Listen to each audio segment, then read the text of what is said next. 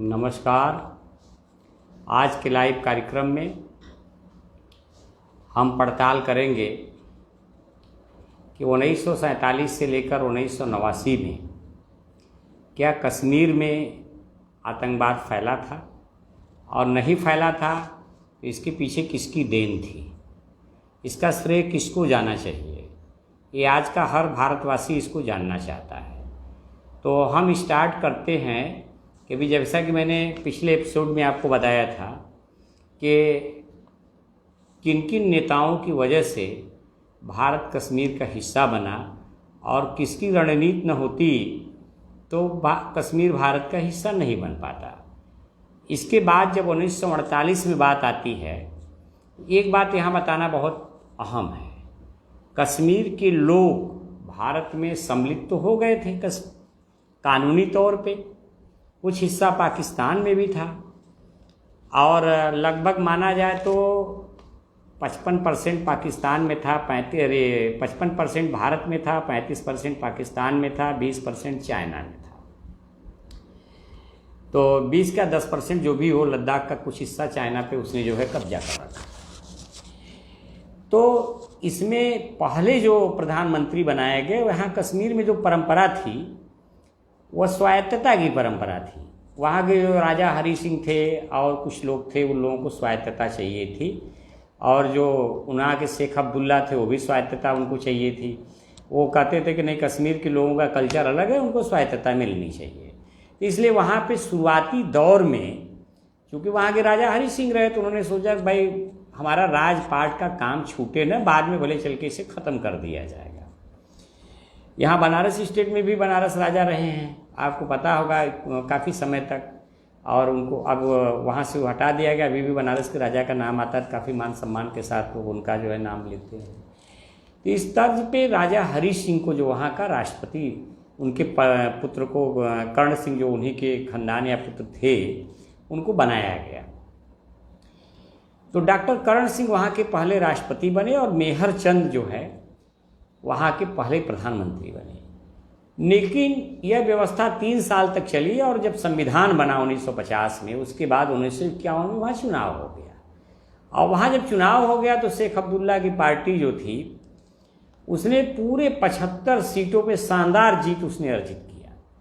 और शेख अब्दुल्ला ने शानदार जीत अर्जित किया तो जाहिर तौर पे शेख अब्दुल्ला वहाँ के प्रधानमंत्री बन गए और कर्ण सिंह वहाँ के राष्ट्रपति बन गए। शेख अब्दुल्ला पे एक आरोप लगता रहा 1953-54 के दौरान, ये छुप छुप के वहाँ के राष्ट्रपति डॉक्टर अयूब खान से मिलते रहते हैं, पाकिस्तान के अधिकारियों से मिलते रहते हैं, पाकिस्तान के खुफिया एजेंसियों से मिलते रहते हैं। और यह आरोप हम आप नहीं लगा रहे हैं, ये आरोप भारतीय एजेंसी जो है IB ने लगाया था।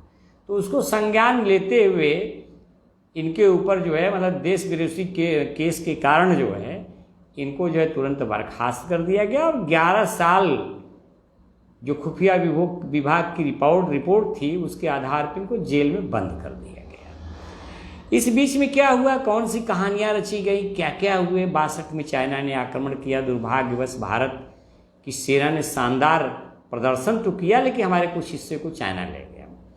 लेकिन 65 में पाकिस्तान ने भी आक्रमण कर दिया। लेकिन इस समय कश्मीर में शासन किसका किसका रहा, उस चीज़ को हम आपको बताना चाहते हैं। जो लेखा जोखा मैंने काफ़ी मेहनत से आपके सामने जुटाया है, इसलिए कि पाठकों को और सुनने वालों को सच्चाई पता चले। तो ये जब शेख अब्दुल्ला जेल में गए, पहली बार जब जेल में गए तो शेख अब्दुल्ला ने एक लेटर लिखा जयप्रकाश नारायण जी को। जयप्रकाश नारायण, जिनको लोकनायक जयप्रकाश नारायण कहा जाता था, उनकी गांधीवादी छवि थी। उन्होंने लिखा कि गांधी जी के मृत्यु के पश्चात एक आप ही गांधी बचे हैं और आपसे ही मेरी आशा है। उनके लेटर के आधार पर जयप्रकाश नारायण ने नेहरू जी को पत्र लिखा कि शेख अब्दुल्ला को देशद्रोही करार नहीं दिया जा सकता, जबकि कोई, ये तो खुफिया एजेंसी की रिपोर्ट थी, इसमें कोई किसी नेता को कोई मानना तो था नहीं। तो नेहरू जी ने जयप्रकाश नारायण के पत्र को पढ़ा और उन्होंने कहा कि अगर आप इनको नहीं छोड़ते हैं तो हम आंदोलन भी चलाएंगे। और जयप्रकाश नारायण ने आंदोलन भी चलाया, ये भी सच्चाई है। ये जो जयप्रकाश नारायण ने आंदोलन चलाया कि शेख अब्दुल्ला की रिहाई हो। और जयप्रकाश नारायण क्या सोचते थे कश्मीर के विषय में? जयप्रकाश नारायण ये सोचते थे कि कश्मीर को स्वायत्तता देकर, 370 क्या था, स्वायत्तता का एक भाग था, उसी के अंदर सारी चीज़ें थी, तो स्वायत्तता देकर कश्मीर मसले का हल निकाला जा सकता था, चीन पाकिस्तान वगैरह सबको संतुष्ट करते हुए। ये जो उस समय की जयप्रकाश नारायण की बात थी। उन्होंने नेहरू के पहले लेटर में क्या लिखा उसकी भाव को मैं बताना चाहता हूँ। कश्मीर के 95% मुसलमान भारत का शासन कश्मीर पर नहीं चाहते हैं और शेख अब्दुल्ला का समर्थन किया, उनकी रिहाई की मांग किया और शेख अब्दुल्ला की रिहाई न होने के पश्चात आंदोलन की धमकी दिया, आंदोलन भी चलाया और 1965-64 के आसपास 11 साल जेल में रहने के पश्चात शेख अब्दुल्ला की रिहाई भी हो जाती है। और रिहाई होने के पश्चात इस शर्त पे होती है कि शेख अब्दुल्ला एक पुल का काम करेंगे कश्मीर मसले का हल निकालने के लिए। उनको पाकिस्तान भी जाने की अनुमति दे दिया गया, चूँकि लोकनायक जयप्रकाश नारायण भी विपक्ष से लगे हुए थे, पक्ष से नेहरू जी लगे हुए थे, श्यामा प्रसाद मुखर्जी का अलग मानना था। श्यामा प्रसाद मुखर्जी जो है कहते थे एक देश दो विधान नहीं चलेगा। भाई सबका, सब नेताओं का अलग अलग भाव था, तो सब नेताओं का भाव था तो एजेंडे के ऊपर कायम रहना चाहिए ना। तो दुर्भाग्यवश श्यामा प्रसाद मुखर्जी कश्मीर का दौरा करते हैं और उनकी इसी बीच में मृत्यु हो जाती है और मृत्यु को रहस्यात्मक माना जाता है। लेकिन हालांकि कई जांच की मांग भी उठती है और जांच कराया भी जाता है, उस समय बताया जाता है कि उनकी मृत्यु जो है स्वाभाविक थी। इसके विषय में कोई कंफर्मेशन आज तक भी नहीं दिया जा सकता कि क्या है क्या नहीं है। ये तो रही श्यामा प्रसाद मुखर्जी, लोकनायक जो है जयप्रकाश की बात और नेहरू जी की बात। तो 1964 में जिस शर्त पे इनको रिहा किया गया है कि नेहरू जी जो है, नेहरू जी के जो कथन है कि कश्मीर समस्या का समाधान होना चाहिए, पूरा कश्मीर भारत में आना चाहिए और थोड़ा बहुत यदि जयप्रकाश नारायण कहते हैं स्वायत्तता तो हल्का फुल्का देना चाहिए। कई प्रांतों में ऐसा है। अब विपक्ष भी मांग कर रहा था, पक्ष भी मांग कर रहा था। एक बड़े नेता के तौर पे, गांधीवादी नेता के तौर पे जयप्रकाश नारायण उभर रहे थे। तो 64 में दुर्भाग्यवश नेहरू जी की मृत्यु हो जाती है और शास्त्री जी प्रधानमंत्री देश के बन जाते हैं। और इस बीच में मैं अब थोड़ा बैक ले चलता हूँ आपको, क्योंकि जब तक बैक नहीं ले चलूँगा तब तक पूरा किस्सा आपके समझ में नहीं आएगा। अभी तो एक तरफ की मैंने बात बताया, सच्चाई दूसरे तरफ की बात भी आपको बताना पड़ेगा। हजरतबल मस्जिद की जुड़ी घटना के कारण 1963 में बख्शी को अपना पद छोड़ना पड़ा। इसका घाटी में व्यापक विरोध हुआ। 1963 में ख्वाजा शमसुद्दीन राज के प्रधानमंत्री बने। 1967 में विधानसभा चुनाव में कांग्रेस ने पूर्ण बहुमत प्राप्त किया और 61 सीटें जीती। भारतीय जनसंघ ने 3 सीटें जीती और बख्शी गुलाम मोहम्मद की नेशनल कॉन्फ्रेंस को महज 8 सीटें मिली, जो कि प्रधानमंत्री बने थे। प्रधानमंत्री इंदिरा गांधी ने साल 1971 में शेख अब्दुल्ला को उनको देश विरोधी कार्यशैली के कारण 18 महीने के लिए कश्मीर से किसी अन्य प्रांत में जिला बदर कर दिया और पूर्वी पाकिस्तान में पाकिस्तानी सेना के अत्याचार के खिलाफ भारतीय सेना ने पाकिस्तान पे आक्रमण कर शानदार जीत हासिल कर लिया। थोड़ा सा इसमें अलग हो गया। 63 के बाद 71 नहीं आना चाहिए था, इस चीज़ को मैं करेक्ट कर देता हूँ। और 1964 में ख्वाजा को भी हटा दिया गया। जीएम सादिक नए प्रधानमंत्री बने। कांग्रेस सरकार ने भारतीयों के दिलों में चुभने वाले कश्मीर के प्रधानमंत्री और राष्ट्रपति के पद को मार्च 1965 में बदलकर मुख्यमंत्री और राज्यपाल का पद बना दिया। सादिक राज्य के पहले मुख्यमंत्री बने। नरेंद्र मोदी जी ने 2 साल पहले 19 की बात है 370 धारा को ख़त्म किया और 19 नेहरू की मृत्यु के पश्चात भारतीय सरकार यानी कांग्रेस की सरकार ने वहां प्रधानमंत्री के पद को समाप्त कर दिया। देखिए यहाँ सोच में अंतर नहीं है। सोच है कि कश्मीर भारत का अभिन्न अंग है और वहां भारत का शासन रहना चाहिए। और अब विधान भी खत्म हो गया। भाई 2 प्रधानमंत्री देश में नहीं रहे, जो कि उनकी बात थी। हमारे श्यामा प्रसाद मुखर्जी की राज्यपाल नियुक्त कर दिए गए जहां राष्ट्रपति होते थे 1900। तो ये सारी बातें बाद में कांग्रेस सरकार के द्वारा कर दी गई। लेकिन ठीक इसी जगह जयप्रकाश नारायण क्या सोचते थे कि शेख अब्दुल्ला को वहाँ अहम जिम्मेदारी देकर, स्वायत्तता देकर इस मुद्दे को हल किया जाए, और उनके पक्ष में बराबर रहते थे, उनका समर्थन करते थे। इन तथ्यों से ये पता चलता था कि उनकी उनसे काफ़ी नज़दीकियाँ थी और उनके बात पे उनको भरोसा होता था, क्योंकि आंदोलन किसी के पक्ष में यदि कोई चलाएगा तो बिना भरोसे का नहीं चलाएगा, ये बात जाननी चाहिए। अब इसमें हम देखते हैं, नेहरू की मौत के बाद शेख अब्दुल्ला को कश्मीर में जनरल संग्रह एवं स्वतंत्र राष्ट्र की मांग एक बार फिर से करने लगे। परिणाम स्वरूप इंदिरा सरकार ने उन्हें नज़रबंद कर दिया और करीब 3 साल तक अब्दुल्ला को नज़रबंद रखा गया। ये कब हुआ?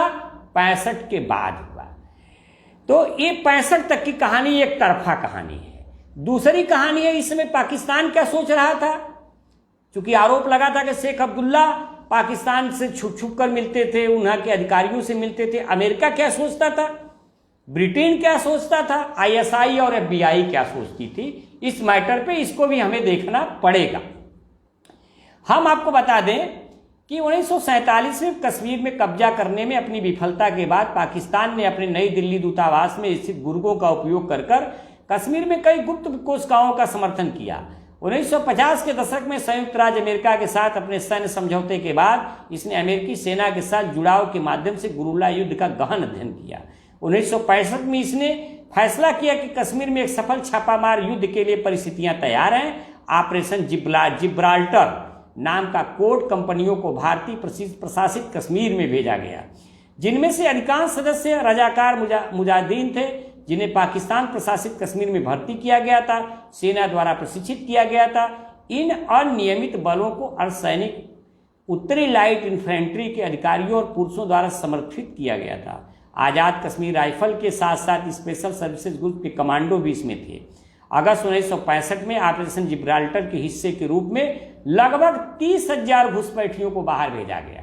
देखिए, 1989 के बाद से पहले से ही पाकिस्तान की रणनीति नहीं रही है कश्मीर को जो है कि आतंकवाद बनाने की। ये 1965 में भी हुआ था ऐसा, 47 से शुरू हुआ और 65 में भी हुआ। घुसपैठियों के लिए स्थानीय आबादी के साथ साथ घुलने मिलने और उन्हें विद्रोह के लिए उकसाने की योजना थी। कांग्रेस सरकार की कुशल रणनीति के कारण ऑपरेशन जिब्राल्टर विफल हो गया, क्योंकि उस समय कि कांग्रेस सरकार की कुशल रणनीति के चलते स्थानीय कश्मीरी नागरिकों ने भेजे गए घुसपैठियों को समर्थन देने से इनकार कर दिया। भारतीय सेना ने स्थानीय नागरिकों की मदद से सभी घुसपैठियों को पकड़ लिया और भारतीय सेना ने पाकिस्तानी सेना से नियमित रूप से लड़ना समाप्त कर दिया। पाकिस्तान ने दावा किया कि पकड़े गए लोग कश्मीरी स्वतंत्रता सेनानी हैं। इस दावे का अंतर्राष्ट्रीय मीडिया ने भी खंडन किया। 1 सितंबर को पाकिस्तान ने कश्मीर में भारतीय संचार को काटने के प्रयास में अखनूर को निशाना बनाते हुए संघर्ष विराम रेखा के पार हमला कर दिया। जवाब में भारत ने अंतर्राष्ट्रीय सीमा के पार पाकिस्तानी पंजाब पर हमला करके युद्ध को व्यापक बनाया।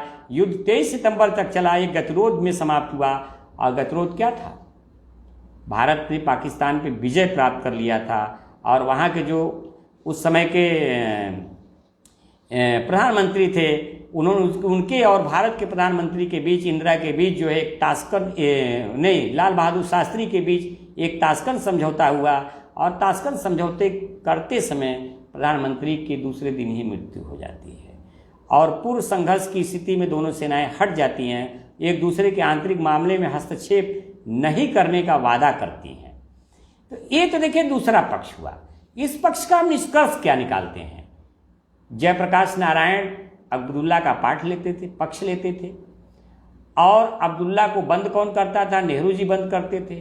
किसके कहने पर बंद किया जाता था? भारतीय खुफिया एजेंसियों के कहने पर बंद किया जाता था। अगर भारतीय खुफिया एजेंसियां उसमें जो है गलत थी तो ऑपरेशन जिब्राल्टर कैसे हो गया? अगर ऑपरेशन जिब्राल्टर हुआ तो भारतीय खुफिया एजेंसियां सही थी और नेहरू ने जो शेख अब्दुल्ला को बंद किया था वो भी सही था। फिर जयप्रकाश नारायण ने उनके पक्ष में आंदोलन क्यों चलाया? ये सवाल उठता है। सारी कहानियों का अर्थ निकालते हुए अब आगे की स्थिति क्या आती, इंदिरा ने क्या किया, जिसका कुछ भाग मैंने त्रुटि बस पहले बता दिया था। 67 में विधानसभा चुनाव होते हैं, कांग्रेस 61 सीटें जीतती है, जनसंघ 3 सीटें जीतती है और 8 सीटें जो है ये जीतता है नेशनल कॉन्फ्रेंस शेख अब्दुल्ला की पार्टी को। मात्र जो 51 में चुनाव हुए थे 75 सीटें जीती थी, उसे केवल 8 सीटें मिलती हैं, क्योंकि वहाँ की जनता भी समझ गई थी कि शेख हमारे हितैषी नहीं है। ये केवल पोलराइजेशन की राजनीति करते थे वहां पे, और दूसरा पोलराइजेशन की राजनीति कौन करता था ये आप अच्छी तरह से जानते हैं। अजय प्रकाश नारायण का उनका जो है कि उनकी बात में हाँ मिलाते रहते थे, जो कि अभी तथ्य में सामने आया है। प्रधानमंत्री इंदिरा गांधी ने 1971 में शेख अब्दुल्ला को उनको देश विरोधी कार्यशैली के कारण 3 साल पहले उसने जेल में बंद किया था प्रधानमंत्री इंदिरा गांधी ने। फिर 18 महीने के लिए कश्मीर से किसी दूसरे प्रांत में प्रदेश बदर कर दिया, मतलब एक प्रदेश से दूसरे प्रदेश में भेज दिया, ताकि इनकी कोई भी कश्मीर विरोधी गतिविधियां यहाँ पे चलने न पाए। ध्यान देने वाली बात है, उस समय मुफ्ती मोहम्मद सईद नहीं थे, कोई नेता नहीं थे वहाँ पे केवल एकमात्र नेता शेख अब्दुल्ला थे। उनकी पार्टी नेशनल कॉन्फ्रेंस थी, भारतीय जनसंघ था और कांग्रेस पार्टी, तीन ही पार्टियां उस समय चुनाव लड़ती थी। कम्युनिस्ट भी हो सकता लड़ती है, जिसका मैंने अध्ययन नहीं किया है, मैं झूठ नहीं बोलूंगा। तो कहने का मतलब है कि पाकिस्तान में पाकिस्तानी सेना के अत्याचार के खिलाफ भारतीय सेना ने पाकिस्तान पे आक्रमण कर शानदार जीत हासिल किया, अलग बांग्लादेश राष्ट्र का निर्माण किया। आप जानते हैं कि पूर्वी पाकिस्तान जो था उसको पूर्वी बांग्लादेश से काट के बनाया गया था, बंगाल से काट के बनाया गया था, जिसका नाम पूर्वी पाकिस्तान रख दिया गया था। वहाँ पाकिस्तानी सेना जो है खूब अत्याचार करती थी, और जब अत्याचार करती थी सीमा सटी हुई थी, सारे शरणार्थी भारत में आते थे, और जब सारे शरणार्थी आते थे तो भारत की नैतिक जिम्मेदारी बन जाती थी कि हम यहाँ के लोगों की रक्षा करेंगे। अमेरिका मना करता था आप वहाँ नहीं हस्तक्षेप करेंगे, लेकिन इंदिरा गांधी ने कहा कि हम चुप नहीं बैठ सकते, और उन्होंने पाकिस्तान पे हमला किया और 2 टुकड़ों में पाकिस्तान को बांट दिया। पूर्वी पाकिस्तान जो था बांग्लादेश के रूप में बांट दिया गया। अब यहाँ एक बात ये देखना है, 1962, 1965, 68 में भी चाइना के साथ एक युद्ध हुआ था जिसमें भारत की जीत हुई थी, जिसको कम ही लोग जानते हैं। 1971 कितने युद्ध हो गए, 47 से गिना जाए तो 5 युद्ध हो गए। 5 युद्ध जो देश लड़ेगा उस देश में महंगाई भी आ सकती है, बेरोजगारी भी आ सकती है। 1971 के बाद जेपी मूवमेंट हुआ। जेपी ने लोगों को कहा कि देश में महंगाई बढ़ी हुई है, बेरोजगारी बढ़ी हुई है, जिसे देश की जनता बर्दाश्त नहीं कर सकती, सही शासन दीजिए। होना क्या चाहिए था कि अगर राष्ट्रवाद का समर्थन करते हैं तो 4 युद्ध में 5 युद्ध में 4 जीता गया और एक में थोड़ा सा डिफीट मिला चाइना द्वारा, तो 71 का जीता गया। तो इंदिरा गांधी का स्वागत होना चाहिए। थोड़ी बहुत महंगाई अगर बढ़ी तो उसे बर्दाश्त करना चाहिए थे, यदि राष्ट्रवादी हैं। आंदोलन कौन चला रहा था? आंदोलन चला रहे थे जयप्रकाश नारायण जी, लोक नायक जयप्रकाश नारायण, और बहुत सारे लोग चला रहे थे। उसी बीच में एक कथा और आती है, एक चीज घटना और आती है कि अमेठी से चुनाव राजनारायण लड़े थे, और उस चुनाव को चुनौती इलाहाबाद हाई कोर्ट में भी दी गई थी, और संजोग बस उसी के आसपास उनको डिस्क्वालीफाई हाई कोर्ट द्वारा कर दिया जाता है। इंदिरा गांधी को राजनारायण, जयप्रकाश और इनके साथ साथ भारतीय जनसंघ के लोग, जो बड़े नेताओं का नाम है, लोग आडवाणी वगैरह और बहुत जनता दल जो आजकल है, सारे नेताओं ने मिलकर आंदोलन छेड़ दिया। क्या यही उस समय कर्तव्य था कि सब लोग मिलकर आंदोलन छेड़ दें? सुप्रीम कोर्ट जाने की उनको जो है कि जहमत नहीं, मौका नहीं देना चाहिए था इंदिरा गांधी को, और पाकिस्तान जीत पर उनको बधाई नहीं देनी चाहिए थी। पाकिस्तान जीत पर थोड़ा संतोष नहीं करना चाहिए था कि महंगाई बढ़ गई तो आगे इंदिरा जी इसको कंट्रोल कर लेंगी।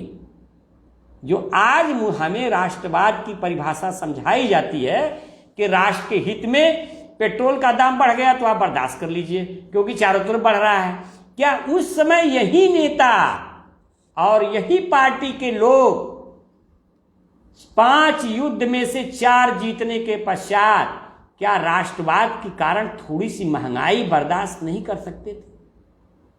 पूरे देश में हो हल्ला मचा। शुरुआत बिहार से की गई और जयप्रकाश नारायण ने ऐसा माहौल बनाया कि इंदिरा गांधी को मजबूरन देश में इमरजेंसी की घोषणा करनी पड़ी। जबकि जयप्रकाश नारायण ये स्वायत्तता की मांग करते थे, और शेख अब्दुल्ला क्या करते थे? शेख अब्दुल्ला कहते थे कश्मीर के लोग कश्मीर के भाग्य का फैसला करेंगे, उन्हें जनमत संग्रह कराने दिया जाए। और शेख अब्दुल्ला का समर्थन कौन करता था? जयप्रकाश नारायण जी करते थे कि शेख अब्दुल्ला को रिहा किया जाए। आंदोलन भी चलाते थे। शेख अब्दुल्ला के साथ 77 के आंदोलन में कौन कौन लोग थे? विपक्ष के सारे नेता थे जो आज अपने को राष्ट्रवादी कहते हैं। तो राष्ट्रवाद की दो परिभाषा कैसे होनी चाहिए? क्या सत्ता प्राप्ति ही राष्ट्रवाद है?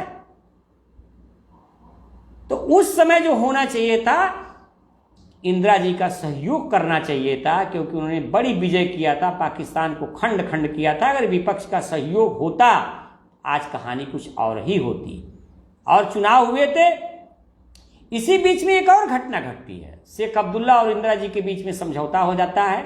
शेख अब्दुल्ला को पता चल जाता है जब पाकिस्तान टूट गया है, उनकी कोई मदद नहीं कर सकता कश्मीर मुद्दे पर, तो एक समझौता कर लेते हैं। समझौते के बाद वो कश्मीर में मुख्यमंत्री बनते हैं। लेकिन देश का माहौल भाप के लोकनायक जयप्रकाश नारायण से नजदीकों को देख के फिर वो अपनी राग अलापने लगते हैं। क्या राग? जन्म संग्रह और स्वायत्तता या तो स्वतंत्र राष्ट्र। फिर एक बार उनको जो है कांग्रेस पार्टी समर्थन वापस लेती है, उनको सत्ता से हटा देती है। लेकिन देश में बने माहौल के बाद 1977 में जो इमरजेंसी लगी और उसके पश्चात पहले जो इमरजेंसी लगी, उसके बाद जो चुनाव हुए, देश में इंदिरा गांधी की हार हुई और कश्मीर में शेख अब्दुल्ला की विजय हुई और शेख अब्दुल्ला मुख्यमंत्री बन गए। देखिए किसके सहयोग से बने? जयप्रकाश नारायण के आंदोलन के कारण बन गए, क्योंकि वो तो 8 सीट पाए थे 1967 के चुनाव में। और देश में इंदिरा गांधी की हार हो गई। लेकिन यह सरकार जो जनता दल की थी, जिसमें भारतीय जनसंघ भी शामिल था, जो राष्ट्रवादी का तमगा लिए फिरता रहा है, जो आज बीजेपी है, और कई पार्टियां थीं, उन पार्टियों के सहयोग से सरकार चल नहीं पाई। ये 80 जाते जाते बम बोल गई। फिर एक बार 80 में चुनाव हुआ लोकसभा का, इंदिरा गांधी चुन के पूर्ण बहुमत से आई। 83 में शेख अब्दुल्ला की मौत हो जाती है और फारूक अब्दुल्ला जो है, उनके पुत्र जो है, मुख्यमंत्री बन जाते हैं। अब यहां एक बात ये देखना है, 47 से लेकर 83 तक जितने भी राज्यपाल को कांग्रेस ने भेजा, शेख अब्दुल्ला या उनके पुत्र ने नापसंद किया। क्यों नापसंद किया? क्योंकि हम कभी भी वहां एक चाल हमने चला था पाकिस्तान को डिफीट करने के लिए कि मुस्लिम बाहुल क्षेत्र को, कश्मीर को भारत में कैसे शामिल कराया जाए, क्योंकि कश्मीर भारतीय सुरक्षा के दृष्टि से एक महत्वपूर्ण हिस्सा था, जिस बात को बहुत से भारतीय नेता नहीं समझ पाते थे। लेकिन नेहरू जी के कूटनीति के कारण कश्मीर भारत में शामिल हुआ। उसी को हवाला देते हुए बार बार जन्म संग्रह की बात करते हैं, जिसे कांग्रेस पसंद नहीं करती थी और कड़क राज्यपाल नियुक्त करती थी हमेशा। 84 में इंदिरा की हत्या हो जाती है, राजीव गांधी प्रधानमंत्री बन जाते हैं। और जब राजीव गांधी प्रधानमंत्री बन जाते हैं तो कहने का मतलब ये है कि उनके ऊपर बहुत बड़ी जिम्मेदारी आ जाती है। और जिम्मेदारी क्या आ जाती है? देश में इंदिरा की हत्या होने के पश्चात अफरा तफरी मच जाती है, उसको संभालना, देश की व्यवस्था को संभालना। फिर यही गोल, मैं गोल इसलिए कह रहा हूं, सब लामबंद हो जाते हैं तो गोल ही होती ना है। अगर सारे लोग एक साथ लामबंद हो गए तो गोल ही कहलाएगी। यह गोल बीपी सिंह की आड़ में 1989 में लामबंद हो जाती है। और क्या होता है इसको मैं दूसरे एपिसोड में बताऊंगा, लेकिन इस एपिसोड से कंफर्म है कि 82 से 89 तक, 87 तक ही मान लीजिए, अगर कश्मीर के लोग हथियार नहीं उठाए, कश्मीर के लोगों ने आतंकवादियों का साथ नहीं दिया ऑपरेशन जिब्राल्टर में, कश्मीर के लोगों ने अलगाववादियों को शरण नहीं दिया और अलग देश की मांग नहीं किया, तो इसमें सबसे बड़ी देश 4-5 प्रधानमंत्रियों की रही है देन। कौन कौन थे? देश के पहले प्रधानमंत्री नेहरू जी, दूसरे प्रधानमंत्री शास्त्री जी, इंदिरा जी, राजीव जी, ये सारे प्रधानमंत्रियों की देन है कि कश्मीर में अलगाववाद नहीं पनपा, आतंकवाद नहीं पनपा। कोई कश्मीरी पंडित कश्मीर छोड़कर नहीं गया, कोई कश्मीरी का विस्थापन नहीं हुआ। कश्मीर में जो वादियां थी वो खुशनसीब थी, वहां जितनी भी फिल्में बनी है कश्मीर का जिक्र आता है, वहां फिल्म की शूटिंग होती थी। लेकिन अचानक 89 में क्या हो गया कि वहां आतंकवाद भी फैला, कश्मीरी पंडितों का पलायन भी हुआ और आरोप भी उन्हीं पर लगते हैं जिसने कश्मीर को जो है कि सुख समृद्धि दिया, जिसने कश्मीर को शांत रखा, जिसने फारूक अब्दुल्ला और शेख अब्दुल्ला को कभी जो है कि मनमानी नहीं करने दिया और कश्मीर को जो है हमेशा सुख और शांति के रास्ते पर ले गए। और धीरे धीरे मैं कहना चाहता हूं 370 हमारे वर्तमान प्रधानमंत्री ने खत्म जरूर किया, लेकिन इसको कांग्रेस भी खत्म करती और जम्मू कश्मीर की विधानसभा में प्रस्ताव पारित होता है कि 370 को खत्म किया जाए और केंद्र उसे मंजूर करता, इतना प्रेम बरसा के। लेकिन घटनाएं अगर नहीं घटती, कांग्रेस को बार बार डिस्टर्ब नहीं किया जाता, तो ये सारा काम बहुत पहले हो गया होता। कब कब डिस्टर्ब किया गया है, ये आप आज़ादी के इतिहास के विषय में मैंने बहुत से एपिसोड में आपको बताया, सारे एपिसोड आप देखेंगे तो 1885 से लेके कई बार उल्टी धाराएं चली हैं पोलराइजेशन की। अगर पोलराइजेशन की राजनीति न होती तो देश डिस्टर्ब न होता, और देश डिस्टर्ब न होता तो कश्मीर में कोई समस्या नहीं रहती। कश्मीर में समस्या है तो पोलराइजेशन करने वालों के कारण है। मैं फिर कहना चाहता हूं, राष्ट्रवाद देश की रक्षा के लिए होना चाहिए, सत्ता के लिए नहीं होना चाहिए। उन लोगों को बताना चाहिए जो सत्ता प्राप्ति के लिए राष्ट्रवाद के लिए कहते हैं कि हम राष्ट्रवादी हैं। राष्ट्रवादी है बनी, ये अच्छी बात है, लेकिन झलकना भी तो चाहिए। अब अगले एपिसोड में जब मैं लेके आऊँगा तो पूरा खाका तैयार करूँगा कि इसके शासन में कितनी हत्याएं हुई, कितना आतंकवाद बढ़ा, और चाहे कांग्रेस हो, चाहे बीजेपी हो, चाहे बीपी सिंह हो, चाहे कोई भी प्रधानमंत्री हो, नरसिंहा राव हो, सच्चाई से बात होनी चाहिए, सच्चाई से सामना करना चाहिए। अगर किसी से कोई गलत हो गया हो तो उसे माफ़ी भी मांग लेनी चाहिए, क्योंकि देश हमारा है, हम देश को बनाने आए हैं, देश में माहौल बिगाड़ने नहीं आए हैं। इन्हीं सब बातों के साथ जय हिंद, जय भारत, जय कांग्रेस।